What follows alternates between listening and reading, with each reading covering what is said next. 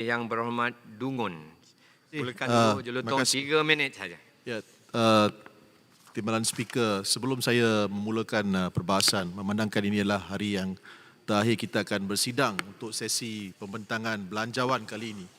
Mungkin saya boleh menggunakan kesempatan ini untuk merakamkan takziah kepada Allahyarham Profesor Diraja Ungku Aziz, seorang pendeta yang terkenal, di mana saya juga pernah membaca karya beliau semasa saya bersedia untuk menduduki peperiksaan SPM pada satu ketika dahulu. Saya ingin juga mengambil kesempatan untuk mengungkapkan satu karya di sini yang telah pun dicipta oleh Allahyarham. Kelapa puan di dalam jalur, kelapa jantan dibuat titian. Usaha pembangunan hendaklah jujur, supaya kemiskinan dapat kita hapuskan. Saya mengambil kesempatan ini untuk berbahas dalam cukai pelancongan. Timbalan Speaker pada asalnya daripada Pulau Pinang. Kita tahu bahawa rata-rata dewasa ini banyak hotel yang telah tutup. Kalau saya boleh gunakan istilah telah pun lingkup, boleh dikatakan. Banyak hotel-hotel besar. Malahan di Pulau Pinang kita menghadapi banyak masalah kerana difahamkan duka citanya projek kabel kar di Bukit Bendera juga ditamatkan. Pembesaran naik taraf di lapangan terbang Pulau Pinang juga akan diberhentikan, dan kita dengar bahawa ada berita bahawa lapangan terbang baru akan dibuka di Kulim. Kita juga dengar bahawa projek LRT tidak akan diteruskan. Dan rata-rata penjaja di Pulau Pinang menghadapi banyak masalah. Tidak ada langsung pelancong. So saya di sini merayu kepada Menteri, Timbalan Menteri, supaya tidak mengenakan cukai pada masa sekarang. Walaupun ia adalah untuk syarikat-syarikat digital. Saya ingin cadangkan kalau boleh ia dikenakan kepada syarikat-syarikat luar negara, Agoda dan sebagainya.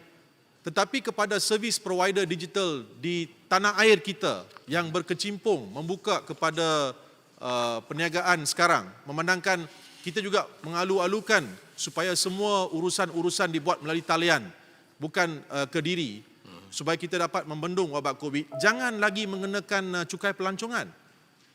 Dikala industri pelancongan sedang pun syarat dengan macam-macam masalah, in fact, they cannot survive.